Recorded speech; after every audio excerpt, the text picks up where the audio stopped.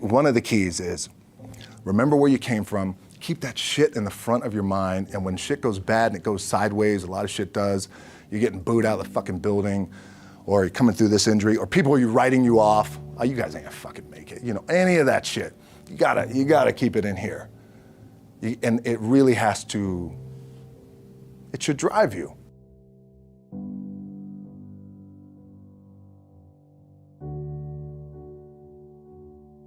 This idea and this notion that you could be anything you want, and you can accomplish anything you want, right? We hear that. You've heard that from the time you were little boys. You hear that now. You're already incredibly accomplished. You can win an NBA championship, MVP of the league. You could become president. You could become governor. You could be in entertainment. You could do Charles, and you could do Shaq. You could do that. You could do whatever you want to do. You guys know that. The thing that has worked for me is to remember the hard times. So, and I'm sure you guys all have your processes, and again, I'm gonna tell you what's worked for me. So before a big movie comes out, before, back in the days when I was wrestling with WWE, a WrestleMania match, anything big that would happen, I would always take a moment and I'd just remind myself, all right, I was evicted when I was 14. We were kicked off the island. We couldn't live in Hawaii. Had no place to live. A lot of shit happened then when I moved to Nashville. I was arrested multiple times by the time I was 16 years old. I gotta remember that. If I were playing on this team, which my skills are, what's that term? Oh, the shits. So I never play. But before I lace up, before I get on the court, before I play in these big games, before I go to the Staples Center, where history is there, those are historic walls there at the Staples Center. I would remember that, and it allows me then to be present in the moment and understand, holy shit, the stuff I have around me right now, this is the shit that I dreamed of when I was a kid. I am here. I played for University of Miami, played for great teams. Warren Sapp, Ray Lewis, they were my teammates. They were balling. Warren Sapp was playing tight end that time. I was starting defensive tackle. Yeah. They moved him over to D-line. And he looked at me, he's like, yo, dude, I'm gonna take your spot. And I said, you ain't taking my fucking spot. He said, I'm gonna take your spot. I said, no, you ain't. We battled, and he took my spot. Now you can imagine how that fucked with me, because there goes my opportunity.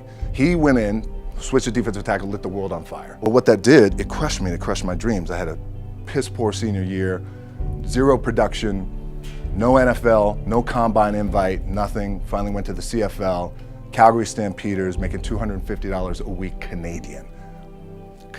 Now I had to send that shit home to my wife at that time. Had no money.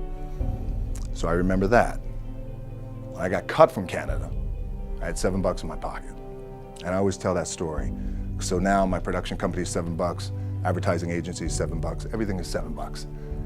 So I always remember that. What helps me is to keep the hard times in the front of my mind, because it allows me to go into these big moments that I've worked my ass off, and you guys have worked your ass off. It allows me to go into these big moments with a different perspective. What it also does for me, and again, this is what works for me. Like, I keep my back, excuse my language, my back is up against this motherfucker every day. It's against this fucking wall. Excuse my language, ladies in the room. But it's up against this motherfucker because it's what I believe in. And when my back is against this motherfucker, then there's nowhere to go. But that way. That's it. So I feel like this could be something, an ideology and mindset that could help you, if you look at it that way. Because you made it already. We made it. We're successful boys, and we're lucky boys to be where we're at. Oh, you guys made it. Everybody's rich in the room. Nobody's gonna get evicted anymore. Anything you got, there's no more money problems, right? You got a lot of hands out now. Hey, can I get a little bit? Can I get a little bit? Right, that happens. But when you make it, for me, I need this. I need this. So every day, my back is up against this motherfucker, and this is how I operate. Now, doesn't mean you don't smile, Doesn't mean you don't laugh and joke, right? You're happy, I'm a happy guy. But when it comes to business and when it comes to executing, it's up against this. And I gotta go that way. And I don't give a fuck who is in front of me. They're not gonna stop me. I feel like for me, it feels seamless because you prepared for so long, but it's just like you guys prepping for a game. That's the fun part. That's where it's like, fuck, it's fun, man. People are paying their hard-earned dollars to come see you. They're cheering, they're going bananas, they're booing the shit out of you or on the road. That's fun. That's what you live for. I mean, that's the juice right there. The prep is where the character's made. And I just don't mean the character I play, I mean the character in here. So for me, the prep is getting with the director, getting with the producers, getting with the writers, so in essence, it's like getting with all your coaches and your different position coaches and all the meetings that you have to have, right? So that's the work you put in. The key for me was, where does it start? What's the anchor? What's the anchor? So I could have all these ambitions and you guys have all these ambitions, which is great. It's important. I'll play this role, you'll play that role. I'll execute this thing and it'll come out this summer. You guys will execute this thing during the summer, right? When it's time to really put in a lot more work. But the key with me is just always finding what the anchor is. And the fucking anchor is getting up at 4 o'clock in the morning every day before anybody else and grounding my thought process is in the no one will outwork me. No one. I love and I respect you guys. You motherfuckers won't outwork me. All starts with this. 2 hands, putting it to work. The anchor for me has always been the work in terms of the weight room training.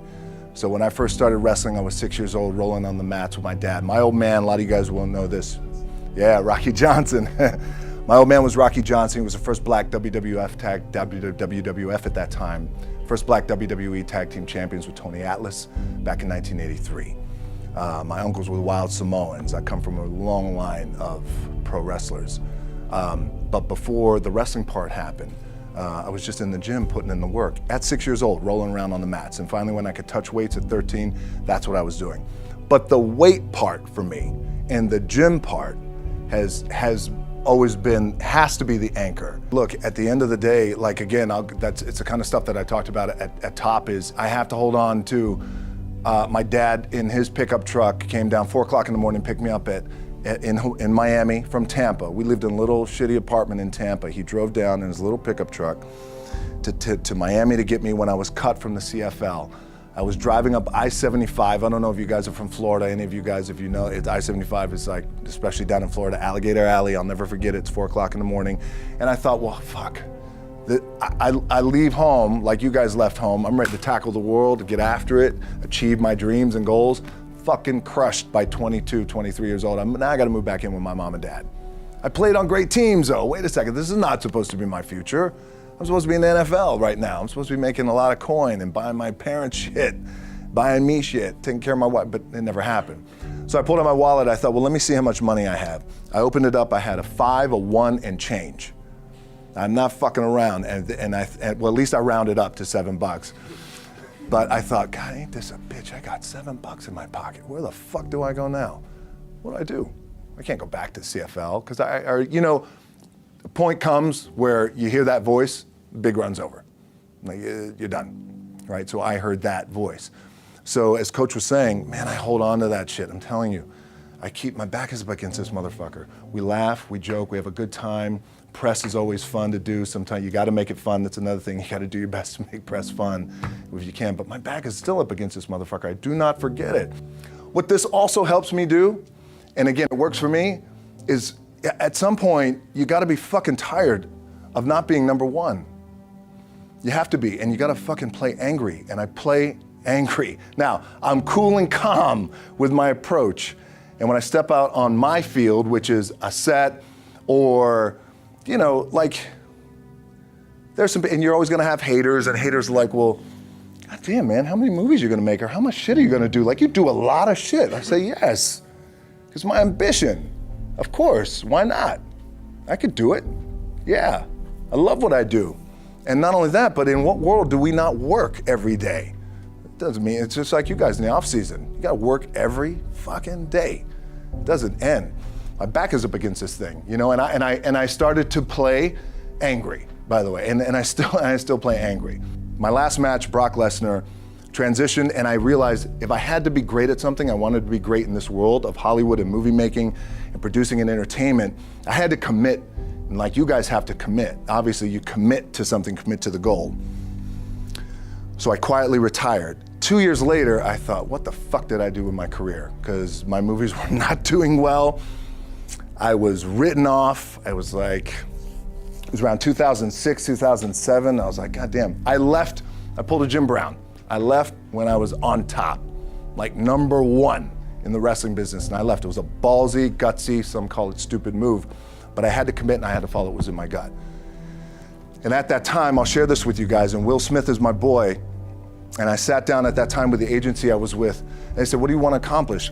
I said, I want to accomplish the world. I want the world, and I want Will Smith's career, and I said, and I mean this respectfully because I know he's here at this agency with us, I want to do it bigger and better. And they looked at me like I had 3 fucking heads, and they were like, okay. But I still stayed focused, and I still had still put in the hard work with my 2 hands, and that's it. And that's what it comes down to with you guys. One of the keys is, remember where you came from, keep that shit in the front of your mind, and when shit goes bad and it goes sideways, a lot of shit does, you're getting booed out of the fucking building, or you're coming through this injury, or people are writing you off, oh, you guys ain't gonna fucking make it, you know, any of that shit. You gotta keep it in here. And it really has to, it should drive you.